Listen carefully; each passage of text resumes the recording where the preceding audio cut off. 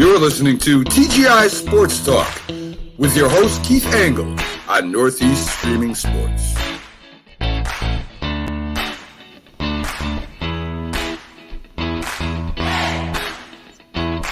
Good evening, everybody.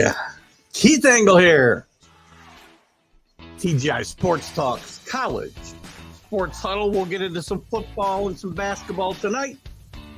We continue to cover the world of college sports, and we'll get into some other stuff as we go along. I want to thank everybody who's watching us on Northeast Streaming Sports and simulcast on Let's Talk Sports, also TGI Sports Talk, of course, on Facebook, YouTube, and Twitter, some other places. So welcome all of you. Welcome your, and thanks to the groups that let me share this. Obviously, I've started to share more of the promos too. Shared the promos for the Sunday Stream of Conscience. Had a great live audience that day. So a lot of this is watched after the fact, obviously, but we like having you guys in with us so that we can share your comments, address the topics that you want to chat about. Good evening, Tom. Speaking of new people, go Big Ten baseball. We'll get into some baseball, Tom. Listen, one of my big contributors on this show is Larry Sorensen, who you may know as a Michigan grad, pitched in the major leagues with Milwaukee, St. Louis, and Oakland, some other teams. He's also now the color commentator for Wake Forest football and baseball. So I definitely plan to do some stuff with baseball, college baseball as we get there.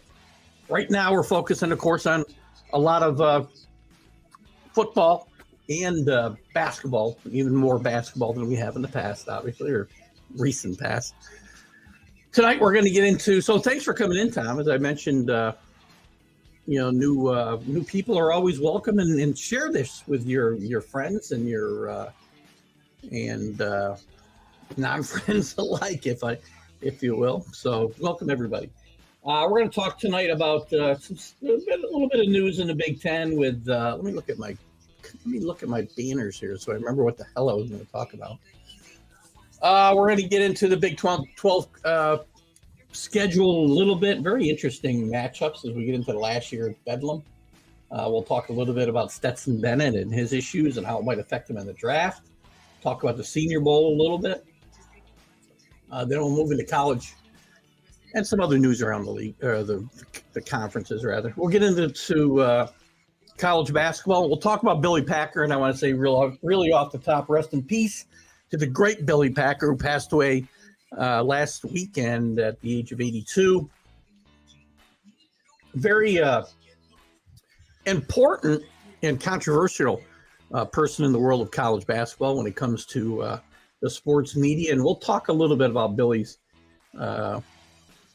legacy, if you will. And I'll tell you what, one of Billy's mottos, and I guess this is something, it's a moniker that I think I'm going to take on for myself, but I'll certainly attribute it to Billy Packer. He said, "I'm often wrong, but I'm never in doubt." And that kind of explains me and my opinions as well. And Billy Packer we'll get into and talk a little bit about him. We'll look at the top 25, obviously. We'll talk.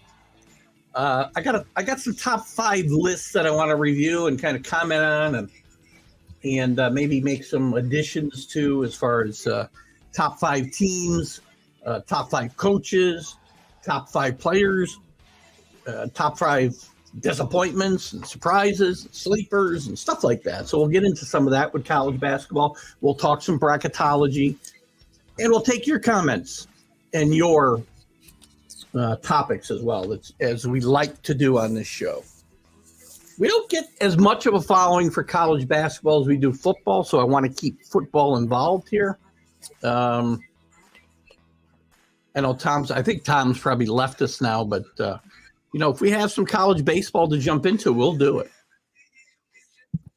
And it won't be long. These teams, if they aren't already, they may already be playing down in Florida. The more I think about it, let me take a quick look.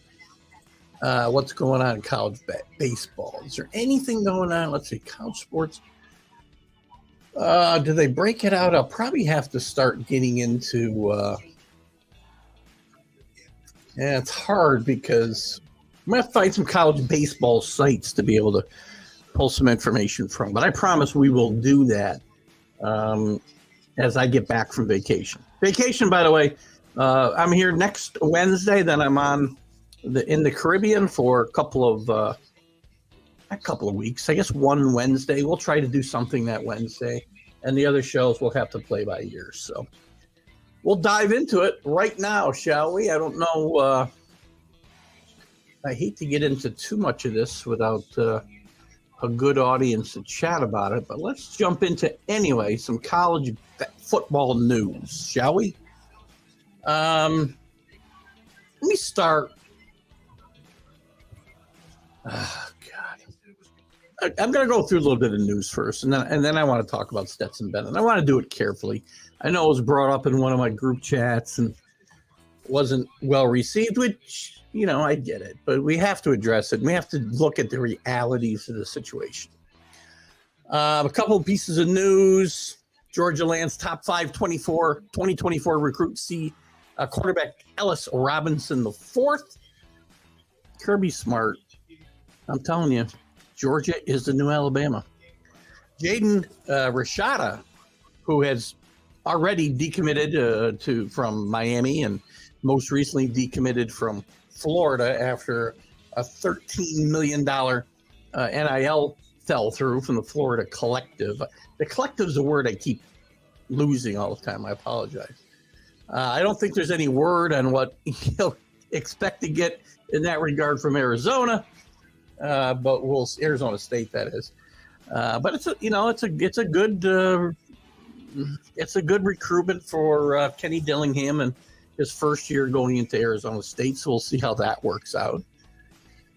And speaking of which, Florida is not expecting an NCAA inquiry. Big shock there because the NCAA doesn't want to address these things, as I talk about nonstop. Ryan Day is going to decide on OSU's play calling duties in a few months. Ohio State offensive coordinator Brian Hartline, former quarterback, will have an opportunity to call the plays this spring, but we'll see whether that continues and whether he'll relinquish those play calling duties to Hartline come the season. Anything else? What else we want to talk about? Discrimination cases, who cares? Matt Rule still trying to get $5 million. Matt Rule, the new coach of Nebraska Cornhuskers, still trying to get $5 million in what he feels he's owed from the Carolina Panthers. We'll see how that plays out. What else? I think that's about it. I want to jump into Stetson Bennett real quick before I look at the Big 12 schedule. Stetson Bennett, as you know, after leading Georgia to its second straight national championship here just a few weeks ago, was arrested last week on charges of public intoxication. Not driving a car, not doing anything illegal except being in public and being intoxicated at 6 o'clock in the morning. Now, do I think there's worse transgressions? There's worse issues that have happened right at Georgia, as we know in the last couple of weeks, with car accidents and tragic deaths. And there's certainly in the world of sports and college basketball and football specifically, there's worse transgressions than what Stetson Bennett has done. Now, this isn't a good look, though. Remember, this isn't This isn't a guy who's going to go really high in the draft, and it's going to be interesting to see how this affects his draft status, because I think it will hurt him. It doesn't show a great. We still got a little bit of music playing here. It doesn't show great maturity on his part, at a minimum, and certainly bad decision making. And he's got to get somebody in his corner. And I know he hasn't reached out. There was a story that Andy Murray, who had been I think it's Andy Murray, who had been I know I got the name wrong. I feel like I got the first name wrong. Former quarterback at Georgia. has reached out to him to try to kind of talk to him and give him some guidance, but he hasn't returned his calls. I'm sure he's embarrassed by the whole thing. This follows a string of things that Stetson Bennett has been kind of, you look at them individually and they're no big deals, right? The whole thing about, blowing off our reporters during the championship parade, looking down at his phone most of the time, which he said he had an excuse for, and a few other things. But taking each one of those things one off, they're nothing. But when you start to put these things together, especially with this latest incident, you start to wonder about the maturity level of Stetson Bennett. He's 25 years old. He's not a kid. He's not 18. And I'm worried that because I've spoken very highly of him here on the show, and I worry that it will affect his draft status, because this isn't Patrick Mahomes coming out of college. This isn't who's the other this isn't even Mac Jones coming out of college. This is a guy who's going to be a mid-round draft pick, most likely at best, and it could cause him to fall out of the draft entirely. Possible. I don't know. We'll see. Carlos, the Mad New Yorker, good evening. Maturity doesn't have an expecting date. Well, it should. Some people mature much sooner. I don't think Stetson Bennett's a 2 or 3 round rating. I'd like to see. Let me see something. I bet you I can find at least one. And I don't know if I can find it this quick. By the way, here's the other thing. He also skipped the Senior Bowl this week because he wanted to prepare for the combine on his own. And he's in Dallas, I believe. You don't. This isn't how you prepare for the combine, by being out drunk at 6 o'clock in the morning. And by the way, I know many, many people at 25 that are very mature, some that come out of my own household, that are more mature than I am. So you're right. There is no, I don't know what the word expecting date is. I guess there's no, and some don't ever mature. I've got kids that are people that I went to school with that have never matured. So they're 62 years, 62 years old, and they haven't grown up yet. Let's see what it says here. Let me see what I can find. If he's a 2nd or 3rd round draft pick, I'd be shocked. Let's see. What are the scouts saying about Stetson Bennett? Best I've heard was like 5th round. First assessment questions. This one doesn't really talk about where he might get drafted. He's a backup. He will get drafted, says one scout. You don't draft backup quarterbacks in the 2nd round. You're still trying to find starters there. I'll look one more place, right? NFL draft quarterback ratings. And then we're going to move on from this because I don't want to spend all day looking at the stuff on the internet here. All right. Where does he even rank? Quarterback big board. Let's see. 23 prospects. This won't give me the round, I don't think, where they expected to get picked. But where's Stetson Bennett? Not even in the top 10. I have to laugh. Anthony Richardson, number 19, by the way. Somebody had talked about, it might have been, I can't remember who it was, talked about him being picked 2nd in the draft. That's not going to happen.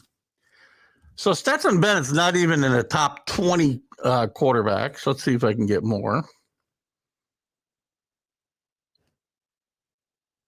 Geez, I don't even see him anywhere. Oh, this isn't quarterback. Sorry. My bad. I apologize. This is all right. Now I got to count myself. Well, there's 1, 2. There's at least 15 quarterbacks here, and he's not even in the top 15. Stetson Bennett's not going to be a 2nd draft round pick. and he's going to be a mid-round pick. This is going to hurt him. And I will tell you right now, there's even a possibility he does not get drafted because of incidents like this. We'll see. It is tough news considering his performance, but, again, he was never going to be a high draft pick. That doesn't mean he won't be an NFL quarterback either. It's on a smaller side. People don't trust his arm. Clayton Tune is the big news out of the Senior Bowl this week, by the way. Max Duggan and Tune are the guys, the first couple of days of the Senior Bowl practices, who have come out of there with the most chatter about them.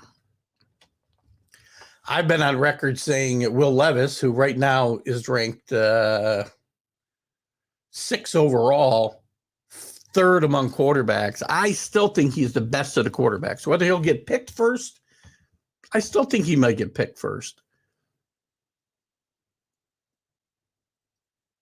But to me, he's the best quarterback overall. Anthony Richardson, I'd be very careful about picking him.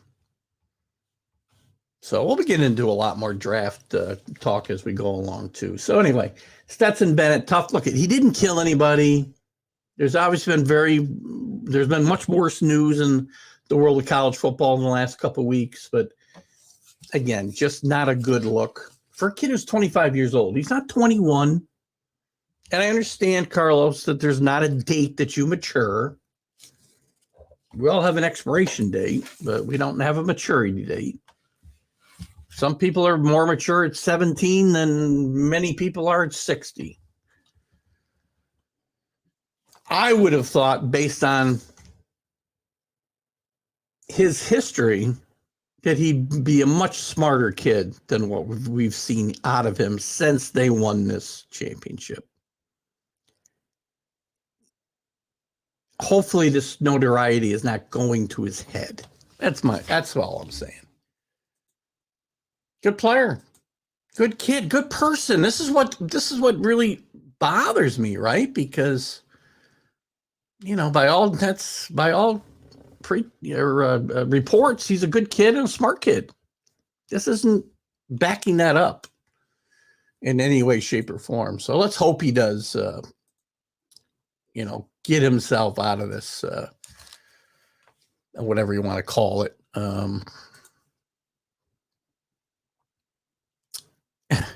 This little, I hate it when I lose a word that I got. This little valley that he's in, right? He can get out of this. Funk. That's the word I'm looking for. Now, we're going to have some stuff to talk about Friday, too, on Are You Serious? Carlos, the Mad New Yorker, will be joining me as my co-host, as always, on Are You Serious on Friday. And we're going to talk a lot of NFL stuff.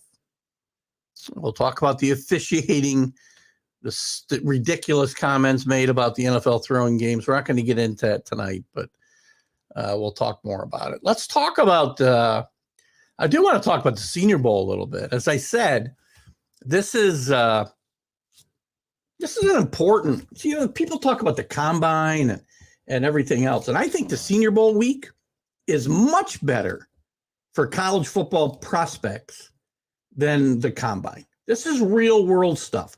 Real NFL coaches, both the coaches that are running the teams, and I know it's the Patriots, and I can't remember. Troy Brown's actually the head coach for the squad that the Patriots are overseeing, along with a lot of the other coaches helping him. Can't remember who the other side is being coached by, but there's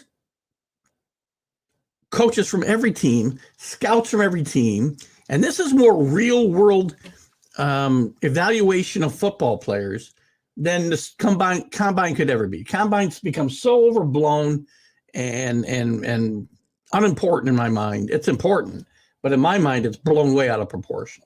This week, where you can watch kids practice against the best of the best, you see some kids who will come out of nowhere because they didn't get a chance to have a lot of film on them beforehand. This is an important week. The game's fun to watch and it's important, but this week of practice is as important as any of that, for sure. Good evening to Dan Harris from Let's Talk Sports. Good to have you with us. Draft time is coming, and we'll certainly talk a lot about it or some about it on this show and a lot about it on some of my other shows. And Dan says he loves draft time. Also, reality is if you want to be drafted in the NFL, your age can't be an excuse or be used as an excuse not to draft you. I agree. However, well, I guess you can use it if you're too young. But, 25 years old, you need to be more mature. And maturity means a lot, man, because guys are expected to come in and perform at a certain level when they're drafted high. Stetson Bennett wasn't going to be picked that high. You saw with the Jets, and Dan, I know you're a big Jet fan. The maturity of Zach Wilson was in question, and we've seen, and I thought he would grow up this year. I've told you, as I quoted Billy Packer earlier, I'm often wrong, but I'm never in doubt. I was sure he would make it and make it big time, and I was wrong. And I'm not afraid to say I was wrong. Alabama refuses NIL deals. It's gotten so, this whole thing is going to blow up, and it's already blown up. Is he taking receipts too now, Nick Saban? But everybody knows I love Rick Saban. Rick Saban. Who the hell's that? Nick Saban is the greatest college football coach of all time. Nick Saban right now is in danger of, he's not the best coach today. The best coach today is Kirby Smart. Now, Nick Saban could easily regain that title, but he's also on the backside of his career. Kirby Smart's got a long ways to go. Nick doesn't.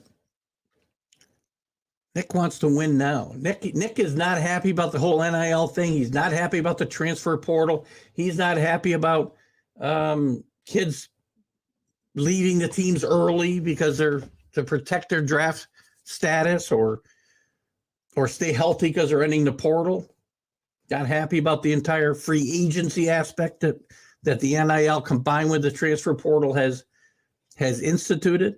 As a lot of people in the NCAA are not, and that's going to be addressed very soon. You watch. Wilson's a kid still. Obviously, so Stetson Bennett, by the way.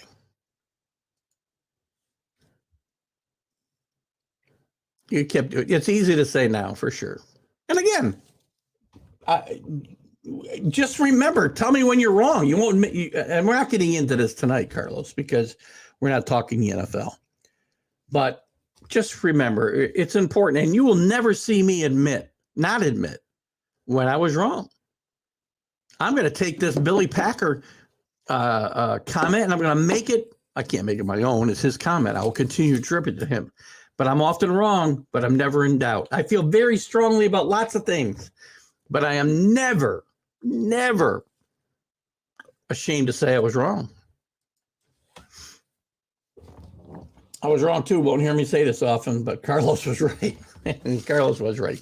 In this instance, just wanted to hear him say he was wrong once in a while, because no, Carlos, you're not right 90% of the time. If you were, you wouldn't be sitting here talking to me. You'd be talking to whoever on ESPN or Fox or someplace. He might be comeback player of the year for the Texas in 2029.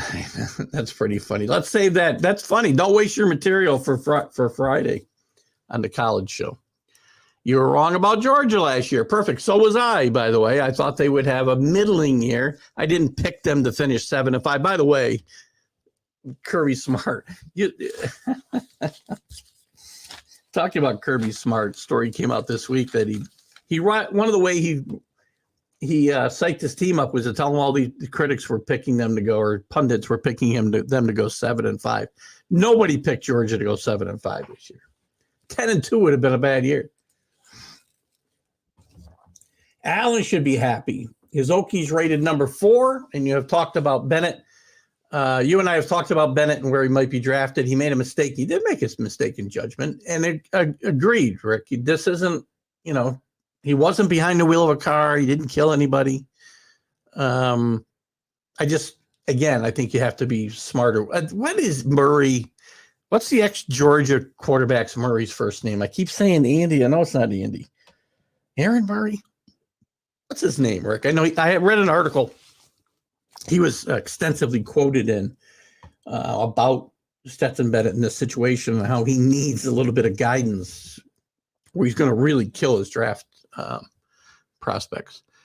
And how many of us have not done a stupid thing? I cannot. I can attest that I have done many stupid things and continue to do them. Will you stop? Aaron Murray. Thank you very much, Carlos. It is Aaron Murray. Andy Murray is a tennis player, Keith. Oh, I don't know. So anyway, back to the Senior Bowl a little bit, which again, Stetson Bennett and Rick, I will tell you this. Big mistake for Stetson Bennett not to go to the Senior Bowl. This is an important week for college football players. He's supposedly getting himself trained for the combine on his own.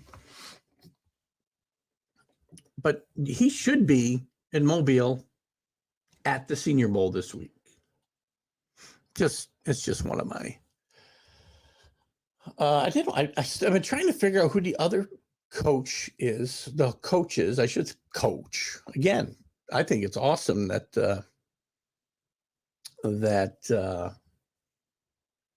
Troy Brown is coaching his side. I think it's pretty cool. The standouts so far this week, the biggest takeaways from day one, where, as I said, Houston quarterback Clayton Tune doesn't have the big name, doesn't have all the film, but he played very well in practice, as did Max Duggan. Jake Haener from Fresno State was supposed to be very good as well. But there's a lot of quarterbacks there. Who's there? Duggan's there. Tyson Bagent from Shepherd. See, you need to beat the Senior Bowl. Where the hell Shepherd College? Jaron Hall from BYU. Jake Haener, as I just mentioned.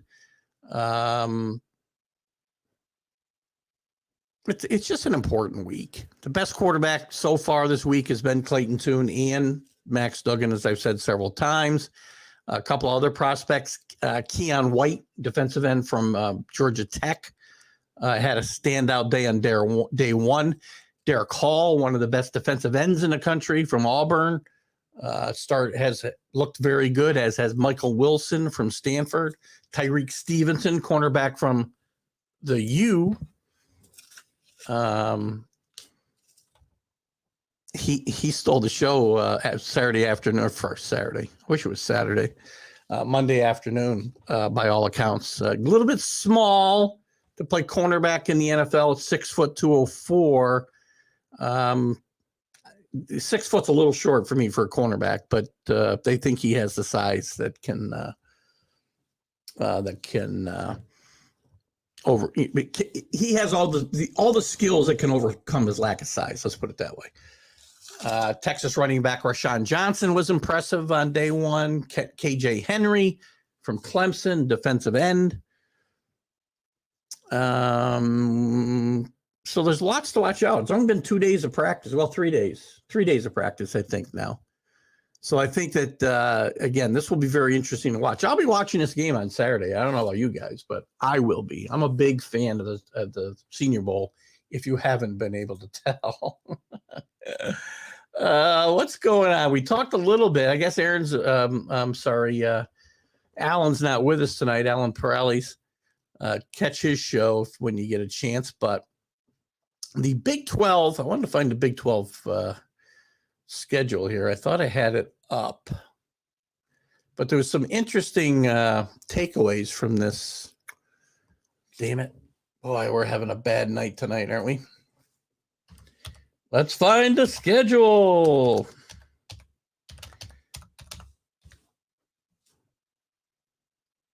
I don't think they were very kind to Oklahoma on the way out, by the way. Big 12 schedule. Big 12 releases schedule. Oklahoma.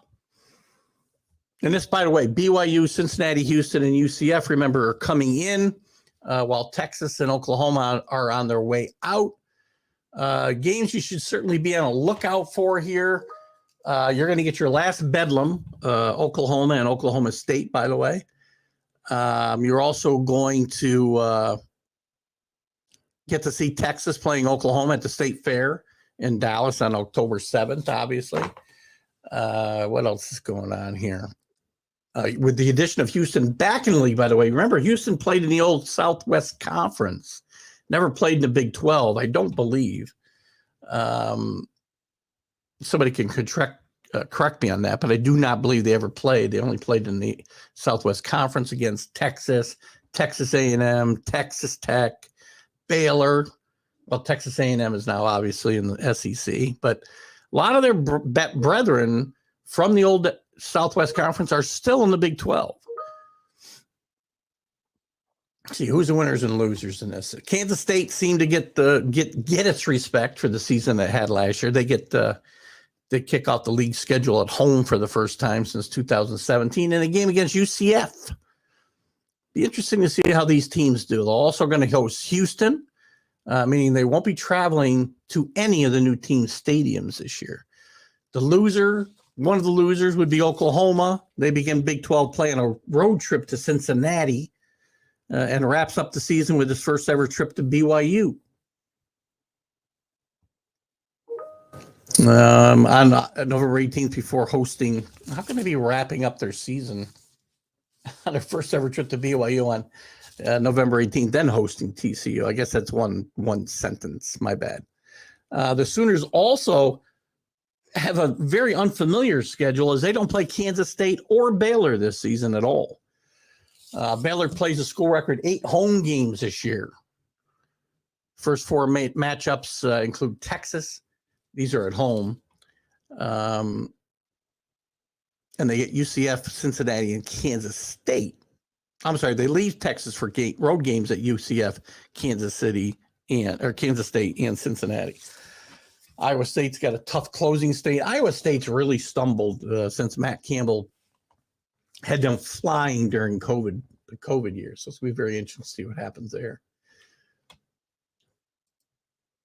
You'll be watching the Cereal Bowl. Well, you're going to miss some important football. If you want to be a serious prognosticator of the NFL draft and really know who's rising and who's falling, you're going to watch the Senior Bowl and you're going to pay attention to the evaluations afterwards, because this game is the most important postseason game for college football. You can take the combine and and all their vertical leaps and their 40-yard dashes and their IQ tests or whatever they call the ridiculous tests that they give players, and you can stick them.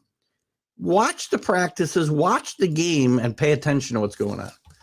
John DeLon, welcome our favorite SEC elitists. Can't wait for 2024 when Texas finishes 10th in the SEC.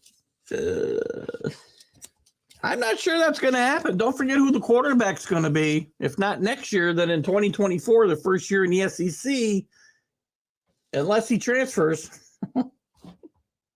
Which is entirely possible. One Arch Manning. Wonderlic, thank you, Jesus. Who's that, a Nazi? Oh, Jesus, I'm really going to get in trouble now. Who was Wonderlic? Some Nazi? Oh, God. Never mind, I won't take that any further. Oh, God. I mean, jeepers. Come on. What's at stake for the new teams in the Big 12? Houston got left out of the Big 12, as I said, when the Southwest Conference dissolved. They get in and they get perhaps one more shot at Texas and Oklahoma. Well, it's interesting. Texas they played against for years. And Houston, by the way, didn't have a bad football program when it was the old that conference. Again, one of the things, the ruination of college was some of these. Well, started before realignment.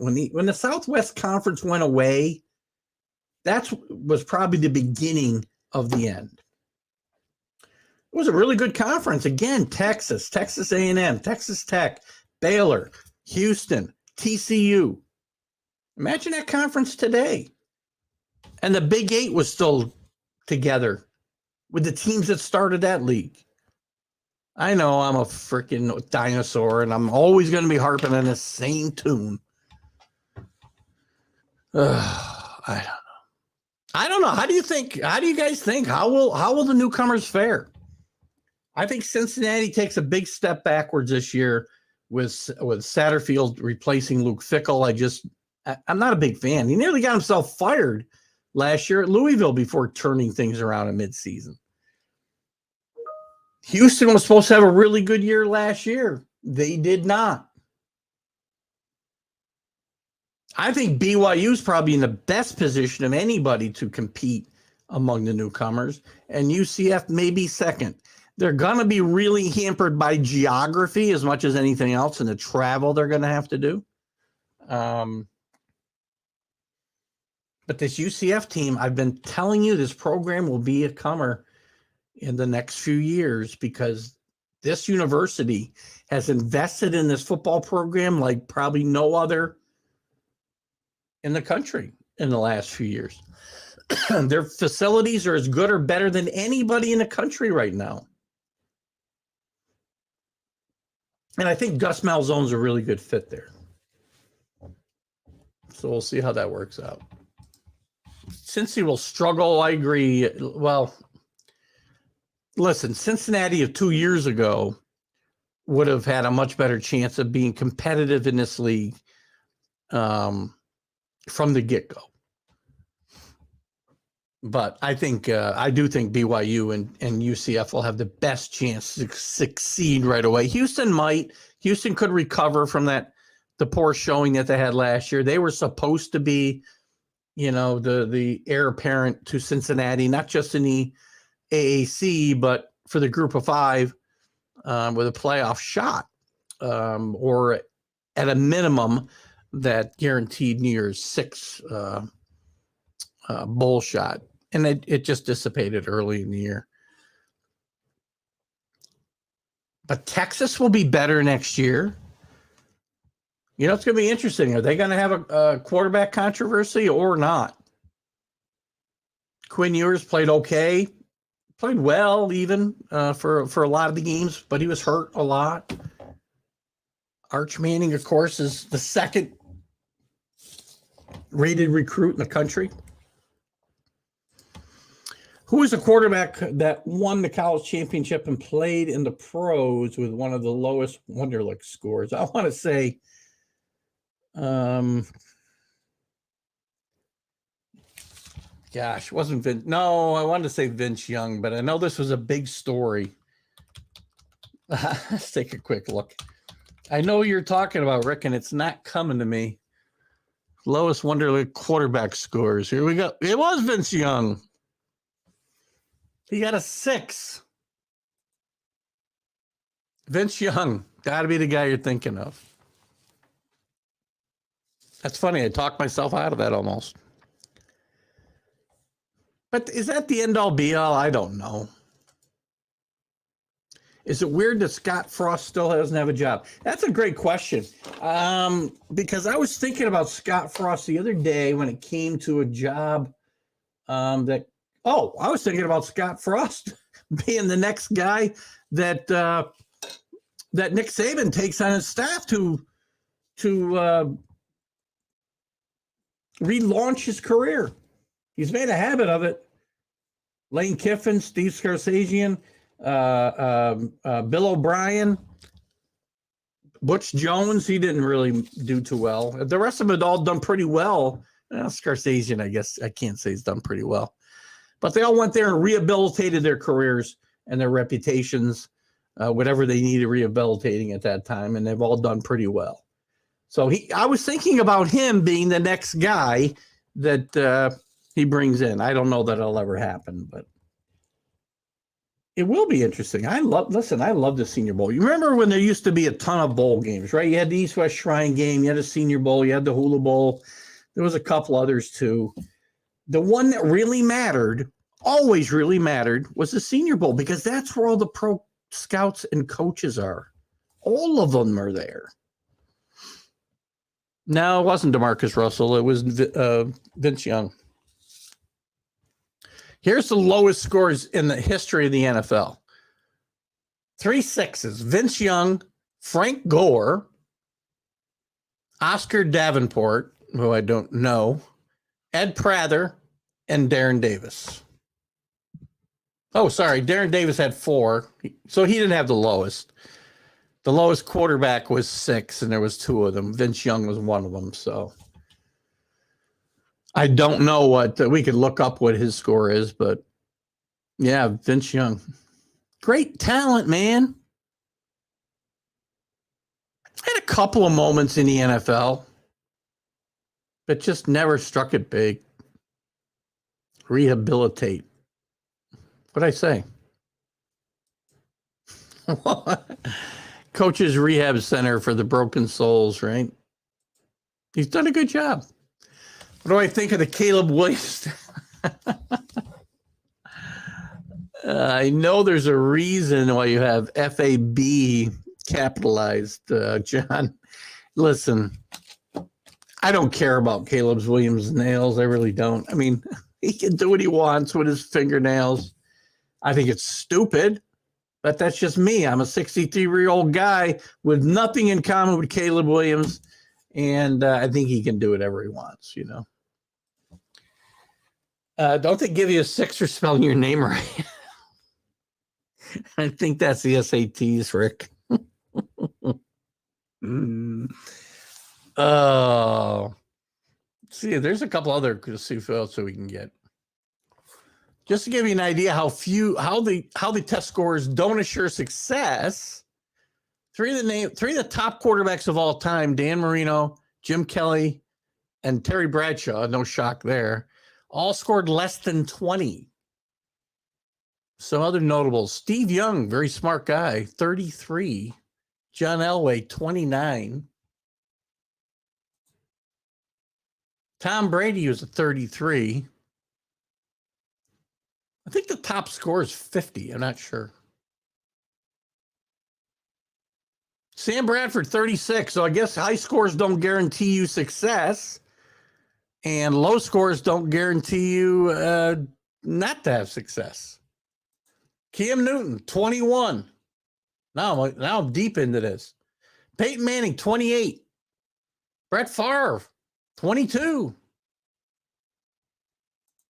Bradshaw, 16. Great bit on the pregame show the other day on Fox, by the way. They were doing a fake news bit, and they said that there was a parody of the Fox pregame show on Saturday Night Live. And when Terry Bradshaw was asked about it, he said, I don't pay attention to that. I don't even know what night it's on. Frank Gore had a really, I would say he had a great career, actually. Terry Bradshaw can't tie his own shoes. Very famous quote from, let's not get too far off the beaten track here. We get back to some college talk, but very famously, I think in the 76 Super Bowl, I could have the year wrong. Thomas Henderson of the Cowboys was asked about Terry Bradshaw, and he said he's so stupid he couldn't spell cat if you spot him the C and the T. Steve Young's a lawyer. Yes, he is. BYU graduate. So he scored fairly high. Randall Cunningham, here's a couple more. Jim Kelly scored a 15. Dan Marino scored a 15. They had pretty good NFL careers, right? So I guess big high scores are not that big a deal. Now I'm getting into, what did Joe Burrow get? Good question. 34 for Joe Burrow. Johnny Mansell, 6. Reportedly. His score apparently was not registered. Let's get on to something else here, guys. I am going to switch gears into basketball here in a second. I hope you guys will stay with me. I got a lot I want to chat about, and I just don't have a lot more for. I would say the Wonderlic is probably useless. As we've just shown, you can score very low and do very well, and you can score very high and do very poorly as an NFL quarterback. So, oh my God. So let's set the mood. And guys, I'll go back. You guys got some basketball or some football you want to talk about? I'll go back. I hope you guys will stick around because I think we got some interesting topics to kind of look at. I want to look at, first I want to talk about Billy Packer. All you guys should know Billy Packer. Billy Packer, one of the most influential and controversial color play-by-play analysts in sports history in my mind. He changed the way college basketball or basketball in general was broadcast. Billy Packer went to Wake Forest, was a point guard on a team that went to 2 NCAA tournaments and went to the Final Four in 1962 at Wake Forest, as I said. After graduating, his father was a longtime coach at Lehigh. Billy tried to coach a little bit, went into coaching a little bit when he first got out of college, when he was an assistant at his alma mater, Wake Forest. Then he kind of went into business, and on a lark, he bought a TV station and started broadcasting games. He didn't want to pay a play-by-play guy, so he did both jobs himself. And then on a whim, they needed somebody in 1974, I want to say, at NBC to do a regional game. And he did a game with Dick Enberg. And off of that one game, Dick Enberg suggested that NBC hire him to be their number one college analyst. And he became the number one analyst at NBC. When Al McGuire joined that group of Dick McGuire and Billy Packer, I think they formed the best three-man booth in any sport. You can give me baseball, football, field hockey, I don't care. You won't find a better three-man booth than these three guys. And they helped raise Larry Bird and Magic Johnson. Obviously had a lot to do with it, but they raised the visibility and the appeal of college basketball a lot with their broadcast. And it was a happening. Before game day was game day on ESPN, if these three guys showed up to do your game, it was an event. And it was a lot of fun listening to those guys. You think they did games together a lot longer than they did, but I mean, it was only the late 70s, because I think by 80-ish, I think CBS early 80s,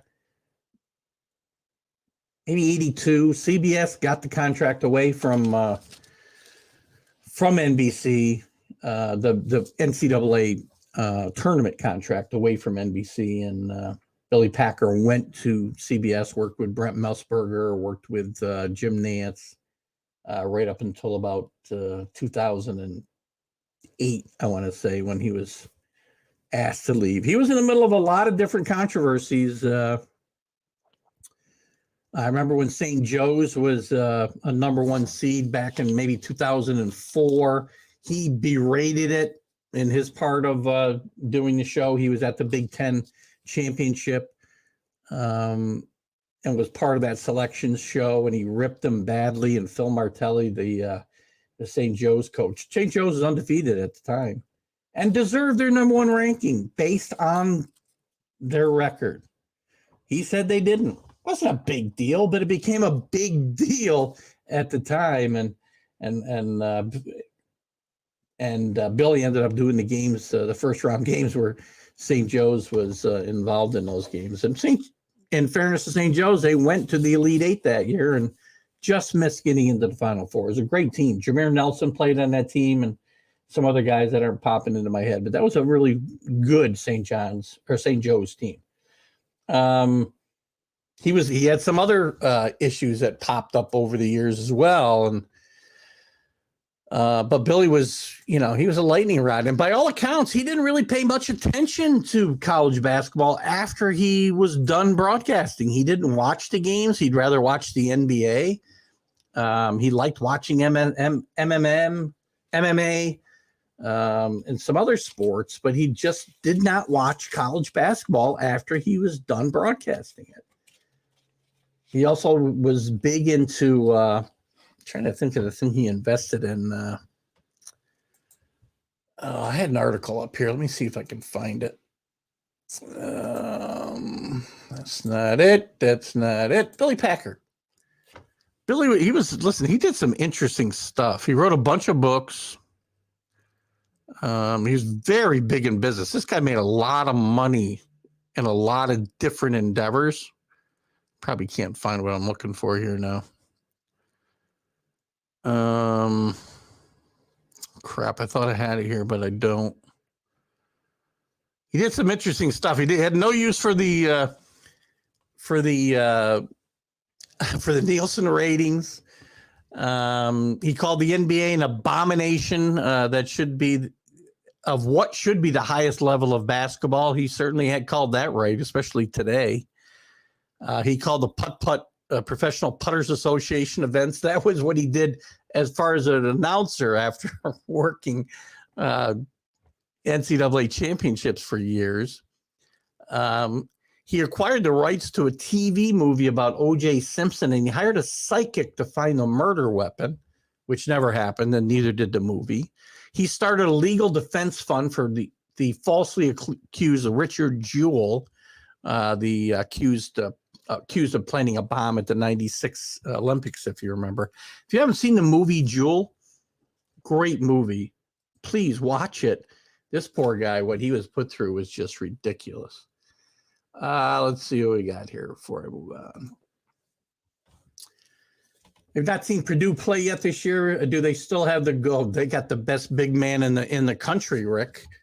The hell's his name? Hang on, bear with me a second. I know I got it. I got it right here. He's the best player in the country, I would say. We're going to get into that.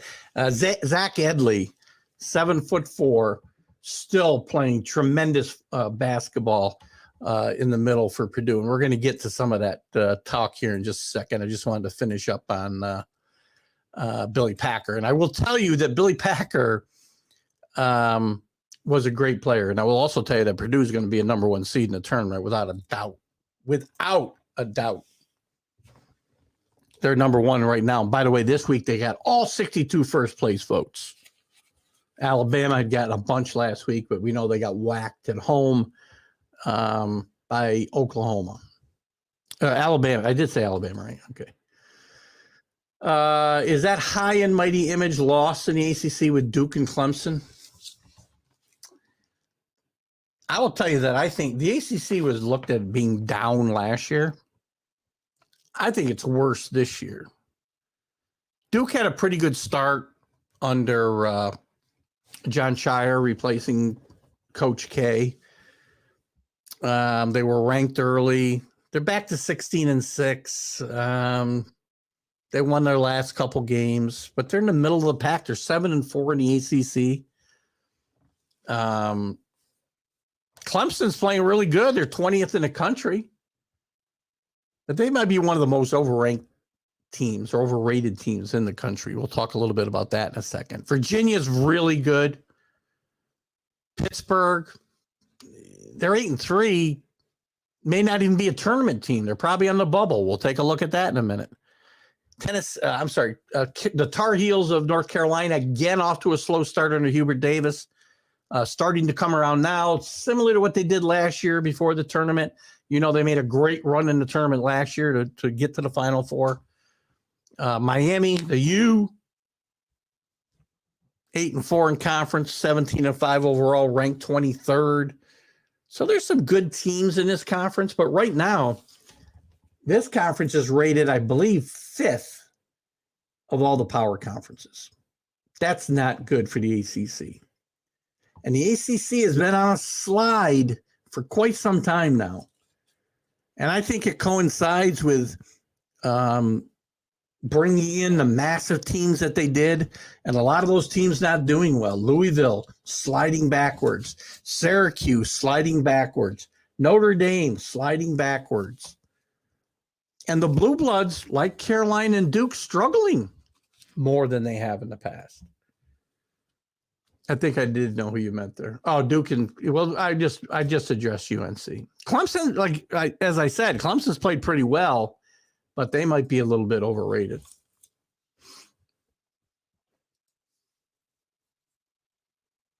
Zillow? Who's Zillow? I might be missing something there, Rick. Who's Zillow? Let me see what I can find here. The name is not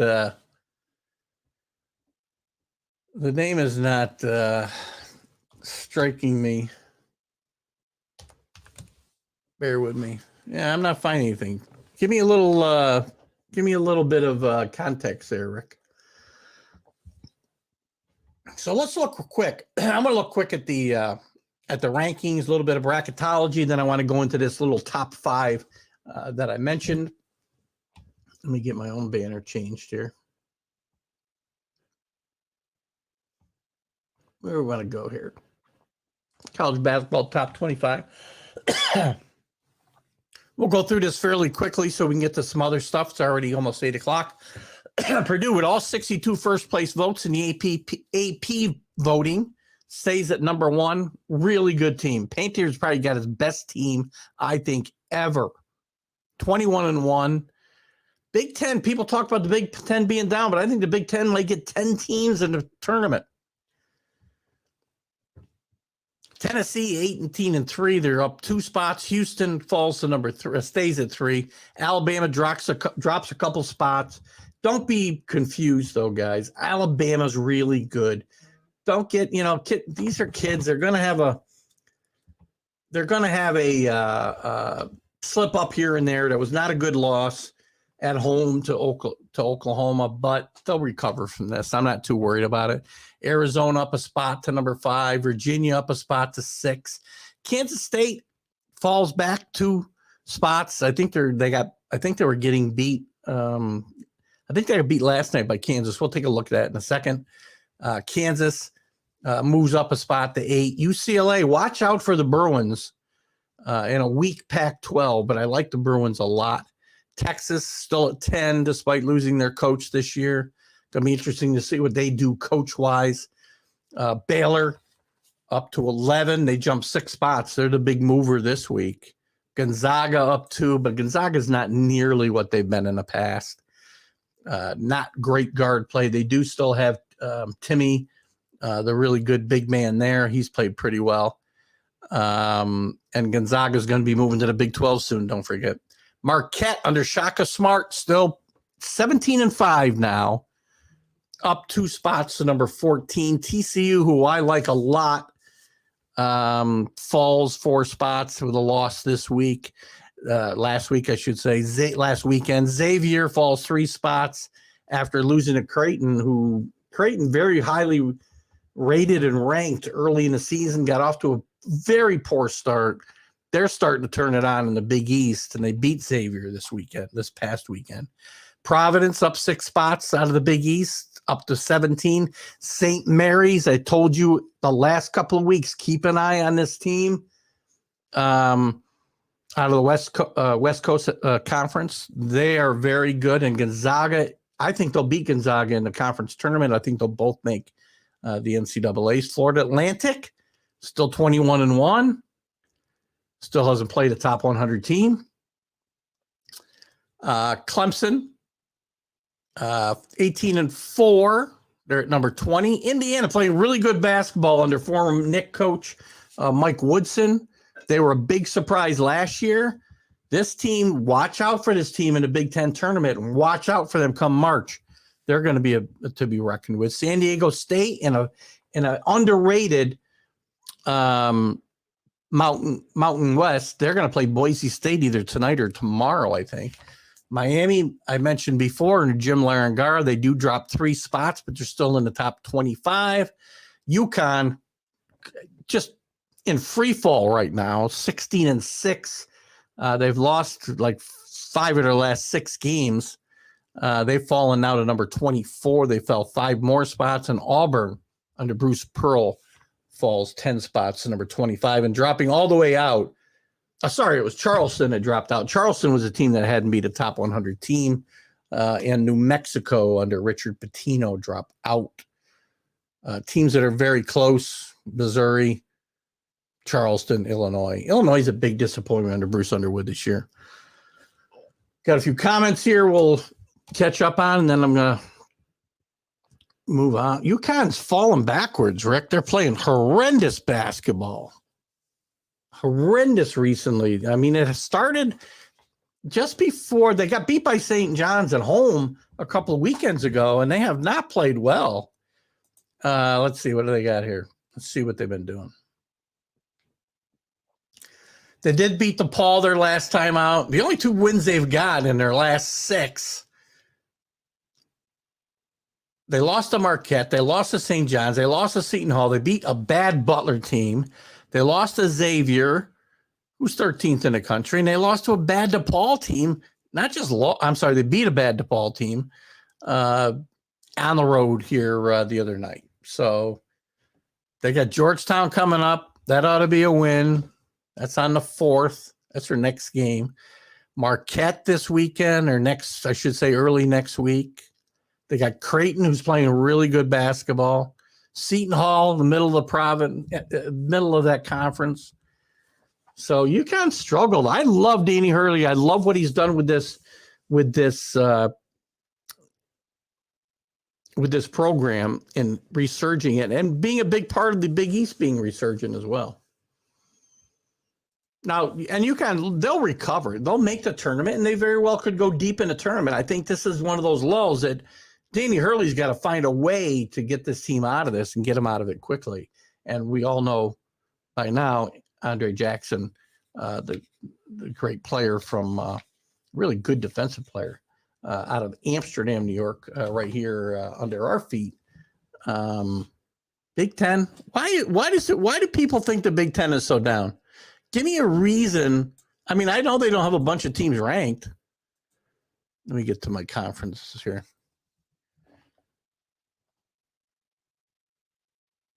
But I'll tell you what. They're going to get the Big Ten. They got 1 team ranked, 2 teams ranked. Indiana's moved into the top 25. But I'll tell you what. Purdue's getting in the tournament. Illinois is getting in the tournament. Rutgers is getting in the tournament. Northwestern might be borderline. Iowa, Maryland, Indiana, Michigan State, Penn State. They're all going to get in. They got at least 8 teams in right now. Great call here, Rick. I was going to talk about this. I talked about the game last week at the MVP Center here in Albany. Rick Pitino's Iona Gales had come to play the first place Siena Saints in the MAC, and Iona throttled them. I'm sorry, Siena throttled Iona in this game. Iona falls to third place, a game and a half behind Siena. Siena's ahead of Ryder by a game. They're 9-2 in the conference, 15-7 overall. Siena in the driver's seat here. Where's the MAC tournament getting played this year?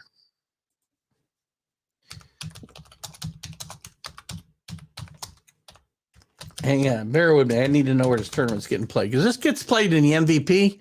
Siena's going to the 2017. By the way, we have a regional coming to Albany this year, which I did not even know about. I'm probably not going because the ticket prices are just outrageous. The MAC-12. Will be played where? Come on, help me out. I don't want Wikipedia. I don't need to know where it's been played. I need to know where it's being played. Here we go. Nope, that's not going to help me. I think they're playing it in Atlantic City again. That's where they've been playing it the last couple of years, and it's a big miss for the MAC because this tournament did so well here in Albany. 10,000 people, 11,000 people at these games every night, but they felt that they had too big a home court advantage here for for the Saints, and they took it away from him. Charleston, Pat Kelsey's doing a great job. He is, but they got to beat a good team. You know? I think they're, what are they now? 21-2. Let me find out here. What conference they playing in now, Neil? Probably take me forever to find them. I wonder if I can control F this whole thing.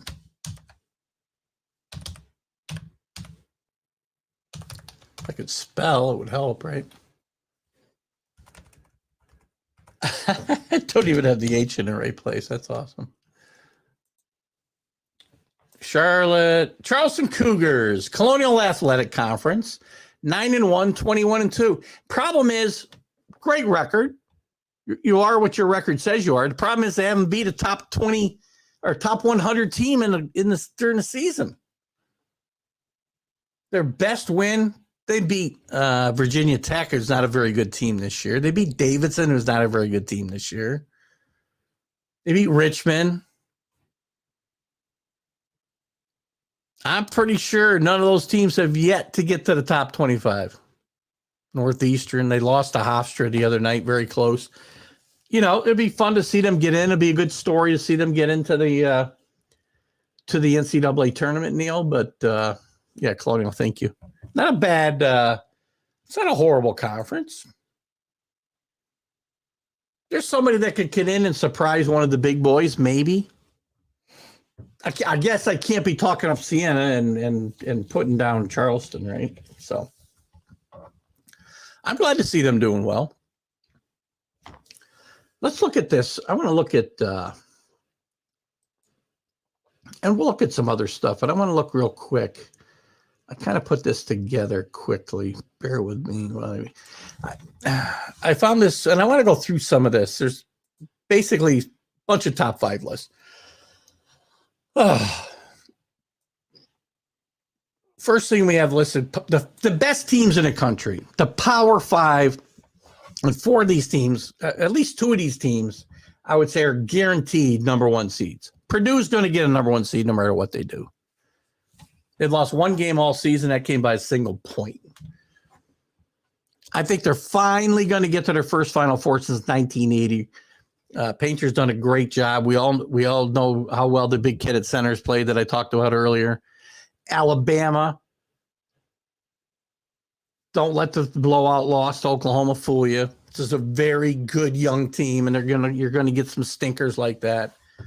But I still think they're one of the best teams in the country, and Nate Oates is one of the most underrated coaches in the country. And he's also doing, as I said last week, I love the way he's channeling his inner Wimp Sanderson. If you know anything about Alabama basketball, Wimp Sanderson was a really good basketball coach there for a long time and known for those loud plaid jackets. Nate Oates has been giving him some love there. I would say Houston is one of the top 5 teams in the country. They'll be on the 1 or 2 line. Tennessee under Rick Barnes probably got the best defensive team he's ever had right now, and they keep on winning. They might be the best team in the SEC, not named Alabama. And I like UCLA. I like UCLA a lot. They've had a bit of a bad streak here recently. They lost back-to-back on the road to Arizona and USC. But I think this team they made a deep run in March 2 years ago. I think they're ready to do it again. I think they've got all the pieces. Overrated teams this year, and you guys can feel free. There's a good comment here. I got a Wimp Sanderson jacket. I don't think it fits me anymore, Neil, but I do have a Wimp Sanderson jacket, and I've always had one. And guys, if you don't know, I wish I could find a quick picture of Wimp. I'm not going to try and do it. Look up Wimp Sanderson, look at images, and you're going to see some of the jackets he wore. Man, what a character. And an underrated basketball coach, right? I mean, he was at a football school, like Nate Oates is now, and he did pretty well for himself. Didn't make Final Fours, but he had a very good basketball team more years than he didn't at Alabama, at a tough spot. Overrated, top 5 overrated teams this year. Number 1, Gonzaga. They've only lost 4 games, and they're still ranked 14th. This is when this this article was written anyway. But they don't really have the speed they've had on the perimeter in the past, and they don't have the guard play that they've had in the past. And I do not think they're going to make much of a showing here when we get to the NCAA tournament. Xavier, they played some decent ball in the Big East, but I think it's just a matter of time. They got a bad defense. We saw it against Creighton the other night, and they got a very short bench as well. So I think that's one of the teams. UConn could be one of the most overrated teams in the country. Got as high as number 2. They've really fallen on hard times here recently. They're going to get a chance to prove their worth coming up with some games against Marquette. A game against Providence coming up very soon. So it's time for them to start getting back. They had a chance to prove they were one of the better teams in the country, but they played very badly, fell behind by 17 to Xavier the other night.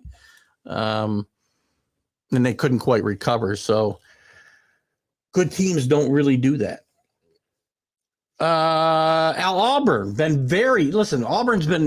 Bruce Pearl's done a very good job, gotten Auburn to the top of the polls a couple of times over the last few years, after some interesting travels around the country. Tennessee, hello Tennessee. But this year they're kind of struggling. They made a run here briefly a couple of weeks ago, but they fell back and they're almost out of the top 25 again. They lost to Texas A&M at home here last week, and they lost to West Virginia as well. So this is and West Virginia is Big 12 is good, but West Virginia is one of the worst teams in that conference for sure. Villanova overrated. I would call them a disappointment more than overrated because they aren't rated at all. They're definitely Auburn will be in probation soon. Bruce Pearl does have a way about him, right? I would probably call Villanova a disappointment, I think, more than just looking ahead of the note here somewhere. Let me get to it here. Somewhere I got my disappointments. Where are they? Come on. What did I do with it? I had them here. Oh, well, whatever. Villanova, again, I don't think they were asked. They're not ranked now, so they're not overrated. The teams I've talked about are all ranked or been ranked. Villanova has struggled in the first year without, Hall of Fame coach Jay Wright. So I would call them a disappointment more than, because I think some people in the preseason thought they would continue their success in the Big East, but it has not really panned out for them. I did have a note here somewhere, and I don't know where the heck I put it. Oh, here they are, right here. They would be 4th. Yeah, they've had a rough transition. Kyle Neptune, the new coach, as we know. They're likely to miss the NCAA tournament for just the second time in nearly 20 years, and that's a credit to Jay Wright and the success that he had there. Now Justin Moore will be coming back here in the coming weeks. Maybe they'll make a run. I don't know. We'll see. Where was I? I wanted to get to underrated. Creighton, I just talked about. They were number 7 early in November, and they went into they went to a 6-game losing streak. I think it was 6 games. Now they've won 7 of the last 9, including a game at Xavier that I mentioned earlier. I do think they'll be in the Big East, one of the teams from the Big East to get to the NCAA tournament. Indiana, they got off to a 1-4 start in the Big Ten. We're buried. And then their big man, Trace Jackson Davis, played really well. Mike Woodson's done a really good job. He teaches really good defense. This team's going to be to reckon with, as I said earlier, in the Big Ten tournament and in March in the big tournament. St. Mary's, I've already mentioned today. If you went by the metrics, you'd think that they were, headed towards a number 2 or 3 seed. I'm not big into those. I'm big into the eye test. I've seen them play two games this year, and they played really well in both. And I do think this team will beat Gonzaga in the conference tournament. And B, I do think they'll be a 2 or 3 seed in the NCAA tournament. Memphis, they're one of the oldest teams in the country. And they've played really well in Penny Hardaway's third year, I think, as head coach, and Kendrick Davis is leading that team. They had a huge loss, I think, when Larry Brown, who was an associate coach, he wasn't really an official assistant for Penny Hardaway, but he stepped away this year for some health issues, and we do hope Coach Brown is doing okay. And then Northwestern, who did lose the other night, but they played pretty well. Northwestern is not a team you think of when it comes to the NCAA tournament or doing damage in a Big Ten tournament, but you better watch out for them this year. Players of the year. We talked about Zach Edey, the 7'4" junior center from Purdue. This guy just puts up some just gaudy numbers. He passes well. His decision-making is really good. And he's constantly facing double and triple teams, and he makes the right decisions of getting the ball to the open man and helping this Purdue, and playing great defense, by the way. Purdue's been a much better offensive team the last few years. Defense was their problem last year. They're playing much better defense this year, and Eddie is one of the reasons. Jalen Wilson from Kansas. We know how well he has played. We know how he played last year as a complimentary starter on the national championship team, and he's really stepped it up. He's been on a scoring tear the last couple of weeks, even as Kansas has struggled a little bit. I do think they're going to be a force to be reckoned with in March as well. We talked about Trace Jackson Davis, the Indiana star forward. Since the start of 2023, he's averaged 23.6 points, almost 14 rebounds a game, and 4.5 assists. This might be the best player in the country. Drew Timme from Gonzaga, we talked about. He's really the only dominant player they have left from that team, who's been on such a great run for like a decade almost, it seems. But he's going to have to do pretty much yeoman's work to be able to get this team to make any kind of run in March, in my mind. Brandon Miller is another one from the 6'9" forward from Alabama. He's averaging 19 points, shooting 44% from downtown for the Tide. I don't care about that. Coaches of the year. Jerome Tang is a great story at Kansas State. This is a guy who's waited a long time to get his chance in the big time. They were picked to finish last in the conference. They've been in first place for a lot of the last month. And again, to be picked to finish last and be in first is virtually unprecedented when it happens under a first-year coach and a first-time head coach. Been an assistant coach for a long time. He's in his 50s, mid-50s, I think. So they played very, very well. Matt Painter, who we talked about, they started the season unranked, believe it or not, but they quickly jumped up those polls without a single top 30 recruit on the roster. Matt Painter's a great coach, and he's going to start getting his due, I think, very soon. Nate Oates, we talked about a couple of times doing that Wimp Sanderson impression here. The Tide picked to finish 5th in the SEC. They're undefeated in the conference. They had a tough loss the other night, as we said, but I'm sure they're going to bounce back from that. Sean Miller from Xavier returned to Xavier after some issues at Arizona. Arizona has done a really good job there, but I think the team's a bit overrated and will probably struggle. They'll get to the tournament, I think, but they'll probably struggle. But a good job and a return to Xavier by Sean Miller. And TJ, I've tried to say this guy's name a bunch of times today. Otzelberger from Iowa State. They were picked to finish 8th in the Big 12.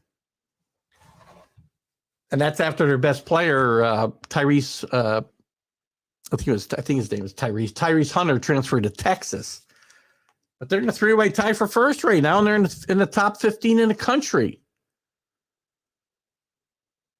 We talked about the most disappointing teams. North Carolina probably falls in there. I think they played well enough maybe to get themselves off this list. Kentucky, they've been playing better of late, but still, you don't expect a blue blood like Kentucky to be in the middle of the SEC at this point in the season. Duke, who got off to a really great start under John Shire, but once league play started, they had some injuries and some growing pains, and things have started to unravel a little bit. We'll see where they can get it going again come ACC tournament time. Villanova, we've already talked about. And Michigan, listen, Juwan Howard had some issues last year. He did a really good job when he first got this team 2 years ago, highly ranked, kind of flamed out in the NCAA tournament. And it's been kind of a mixed bag since then for Juwan Howard and this Michigan team. And I think he really needs to start getting it together. Cinderellas, which we talked about Charleston a minute ago, Neil. My Cinderellas would be more Florida Atlantic, ranked for the first time ever. We got the nation's longest winning streak right now after Charleston lost the other day. Boise State.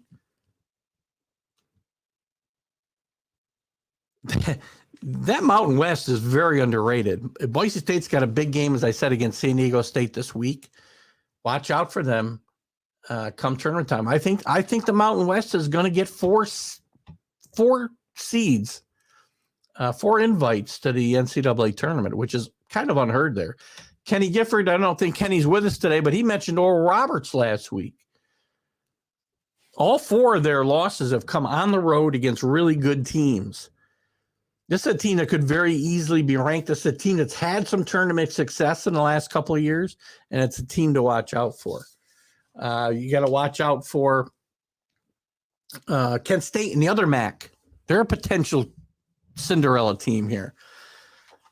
They're kind of battling with Akron for some supremacy in that other MAC, as I keep saying, but they got one of the best backcourts with 2 seniors. And when it comes to March, senior leadership at that guard position is huge and can bring teams a long, long ways.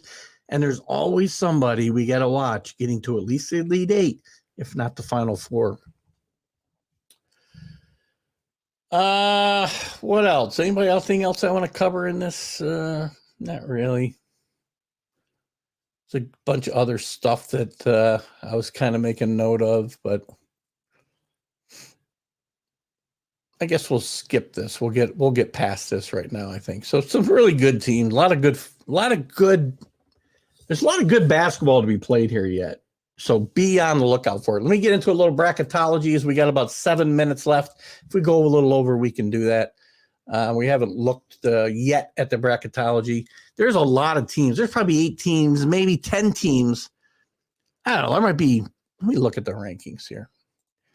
I'll tell you how many teams I think are legitimately in the running for a top 10 seed here. Oops, this is where I had it, and I went. No, I lost it. Come on, there we go. No, we don't. How about if we just do this? Good grief, man. Get off the clicker. I think all these teams are legitimately alive for a number 1 seed. Purdue obviously is a lock. Tennessee's probably a lock. Houston's probably a lock. Alabama, you might have 4 locks, but Arizona's in play. Virginia's obviously in play. Kansas is in play. Kansas State, I'm not sure really has enough to really make a run at that number 1, but they could be on the two line easily. UCLA could make a play. So I think there's 9 teams that have a chance at that number 1 seed. Again, that's just me. Top overall seed, I think, is easily going to be Purdue. Easily. Right now, we'll look at we did last week. This is Joe Lenardi's picks on the bubble. Last 4 buys, last 4 in, first 4 out, next 4 out from his bracketology. His 4 number 1 seeds right now are Purdue. Boy, that's too funny. Where are his number 1 seeds? Damn it. Gonna make me look. Whatever. Hang on here. Purdue, Alabama, Tennessee, and Houston is 4 number 1 seeds right now. The last 4 byes. So these are the teams that would get in last without having to play in that play-in part of the tournament in Dayton. Boise State, who I mentioned, in that really improved Mountain West. Maryland out of maybe unfairly beaten up on Big 10. Memphis, who we talked about, veteran team. West Virginia, I'm not so sure, man. That's the one I'm not buying. I'm not buying what Joe Lunardi's selling here. I got to get to my conference schedule here. My conference's record, excuse me. If I'm going to look at the Big 12, West Virginia is 2-7 in the conference, 13-9 overall. I cannot let a team. I've said before, I don't like teams not 500 getting in the tournament, 500 in their conference, and obviously 500 overall would be a disaster. But I don't think Oklahoma's getting in. They're certainly not getting in over Oklahoma State. That's for damn sure. And they can't get in over Oklahoma. And he's got Oklahoma State to one of the first 4 out, and West Virginia one of the first 4 in. Can't happen. Last 4 in. So these teams would have to play in the play-in round. Pittsburgh, under Jeff Capel, who was under fire and almost fired early in the year. Penn State, again, one of those Big 10 teams that I said is on the bubble. Kentucky, very inconsistent this year. Oklahoma, not much better record-wise than West Virginia, 2-6. Listen, I love their coach. But the fact is, you got to win some league games to get in the freaking tournament. I don't like that pick at all. First 4 out, Texas A&M, Nevada, who I like a lot. Again, another really good team for them Mountain West. Oklahoma State, who to me is more deserving than Oklahoma or West Virginia. And Wisconsin out of the Big 10. And then your next 4 out would be Arizona State. This team should be closer to the bubble in my mind than next 4 out. 5th team out. They played much better under Bobby Hurley this year. Ohio State, Seton Hall, a little bit resurgent under Shasheen Holloway in his first year after taking St. Peter's to the Elite 8. And Utah State, another one of those Mountain West teams. Conference breakdown right now. Lunardi's got 9 teams in from that Big 10 that everybody says stinks. 9 teams. Big 12 night. And some of this is from these leagues getting bigger and bigger, right? I mean, Big 12 8. I don't see Big 12 having 8. Big 12 is the best team in the country, in my mind. Big 10 is the deepest team in the country.